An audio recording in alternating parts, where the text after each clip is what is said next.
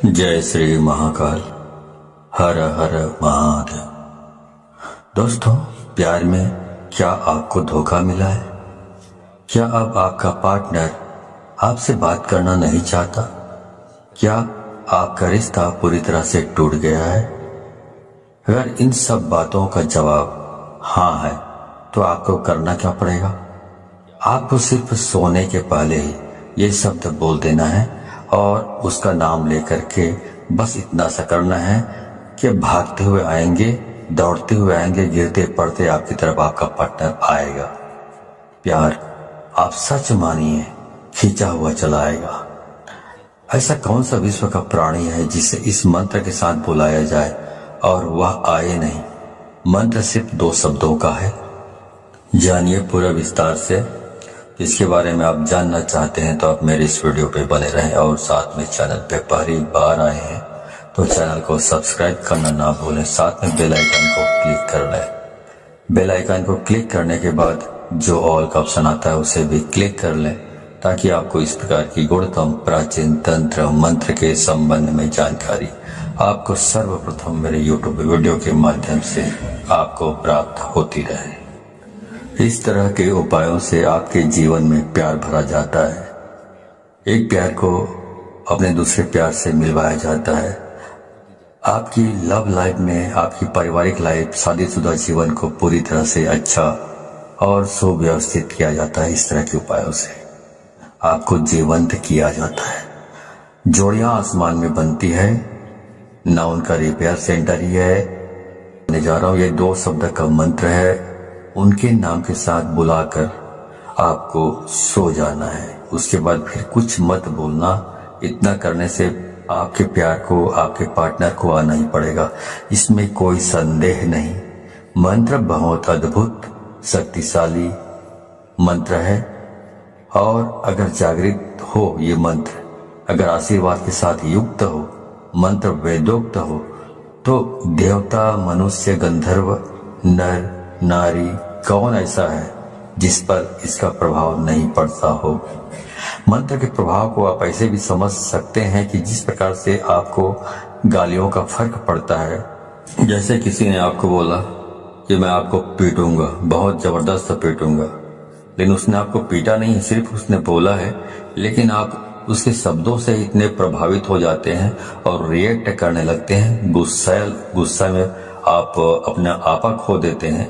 मतलब आपके ऊपर उसका जो शब्द है उसका प्रभाव पड़ा, तो जो कहा गया है उसका प्रभाव आपके ऊपर पड़ता है।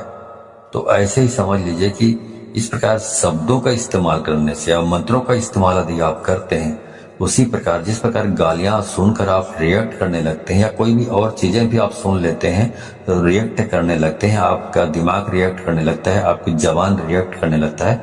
वैसे जब मंत्र का जाप किया जाता है, मंत्र बोला जाता है, तो उसका भी रिएक्शन जिसके लिए आप कर रहे काम करते हैं उन पर आप थोड़ा गौर करेंगे तो ये सब ध्वनि पर ही काम करते हैं। इनका जो कॉन्सेप्ट है ध्वनि पर ही निर्भर होता है। ध्वनि बहुत काम करती है। स्वर पर ध्वनि से चलता है, उड़ता है, बैठता है, अपना पहचान बताता है। शेर अपनी जो ध्वनि सुनता है उससे पता चलता है कि तुम्हें कि वह शेर है। उसकी दहाड़ने से मालूम पड़ता है कि वह शेर है। उसकी जो आवाज है, वाणी है, ध्वनि है, ये संकेत देता है कि वो शेर है। तो वैसे ही सब काम करती है। जो हमारी 10 इंद्रियां हैं और इसमें जो सबसे महत्वपूर्ण इंद्रिय है वो कान है। आपको जानकर बहुत आश्चर्य होगा, प्रेम के लिए कान से अच्छी इंद्रिय दूसरी कोई नहीं हो सकती। आपके शरीर में सबसे सेंसिटिव, सबसे संवेदनशील हिस्सा कान है और सबसे अजीब हिस्सा भी कान है।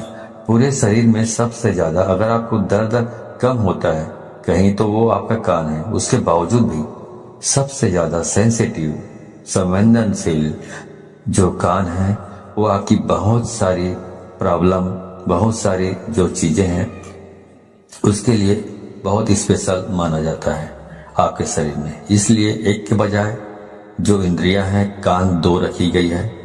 आपके 10 इंद्रियों में कुछ 3-4 इंद्रियां हैं जिनको 2-2 बनाया गया है। भगवान ने सिंगल नहीं रखा है, इनका उपयोग बड़ा है। इसलिए जैसे आंख वैसे ही कान, आपकी दो नसिका है, इनका भी प्रयोग है। मुंह दो नहीं है, आपकी हर इंद्रिय दिखे आप खो जाते हो। कुछ अच्छा सुनाई पड़े आपको आकर्षित कर लेता है। कोई सुगंध की चीज आपको अपनी तरफ खींचने लग जाता है। ये सब प्राथमिक इंद्रियां हैं। आप इसी संदर्भ में आपसे बात कर रहा हूं। तो इस प्रकार से 10 इंद्रियों के अलग अलग कार्य हैं। तो इस प्रकार वशीकरण करना है तो आपको सिर्फ एक शब्द बोलना है और सामने वाले के नाम के साथ आपको जोड़कर बोल देना है।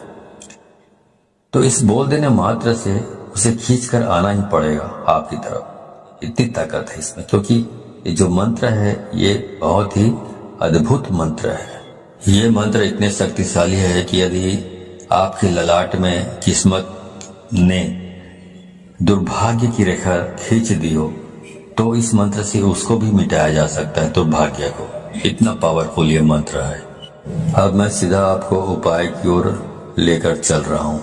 वह शब्द बता रहा हूँ जो शब्द को आप अपने पार्टनर के नाम के साथ बांध कर बोलना है, मतलब जोड़ कर बोलना है, और उसे आना ही पड़ेगा। पर करना क्या है, सोने के ठीक पहले बोलना है। उसके बाद में आपको फिर कुछ भी नहीं बोलना है, मौन रहना है। मौन रहने की भी सबसे बड़ी शक्ति है। दुनिया में बहुत सारे संत ऐसे हुए हैं जो कभी तपस्या करते हैं पाँव को, उतना बहुत अच्छा होगा, उतना आप ज्यादा अच्छे तरीके से इस काम को कर पाएंगे तो और जल्दी हो जाएगा ये काम।